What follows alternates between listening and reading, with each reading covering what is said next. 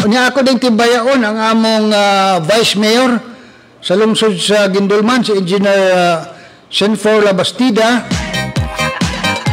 ug ang iyang hamiling kapikas, si Ma'am Velia Legtas Labastida. Okay? Ug iyang mga anak, of course, no? Iyang anak babae sa Australia, niya si Ford. Si Ford, ang iyang anak lalaki, mao'y gatiman sa ilang construction company. So, sa Labastida family, ha? Salamat kayo ninyo, ha? Pinatunta nga magapadayon ang inyong tinuuray nga paghigugma sa lungsod sa Gindulman. Engineer Senfor Labastida is not a politician.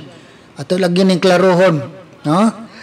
Usa ni ka malampuson nga kontraktor o sa ka engineer, unya niadtong tuig 2022 tingali sa iyapod nga paglantaw sa Gindulman, gusto siya makatabang minglansar og konsehal og number 1 gilayon, number 1 kana tungod kay ang iyang katuyuan, no, ang iyang mga panlantaw sa Gindulman, nakitaan gyud ang pagkasinsero kani sa mga panahon nga nagkinahanglan ang mga katawhan. Panahon sa bagyong Odette, unang-una gyud si Engineer Senfor Labastida nga miabag paglimpyo sa mga nangapukan nga mga kahoy, paglimpyo sa kadalanan.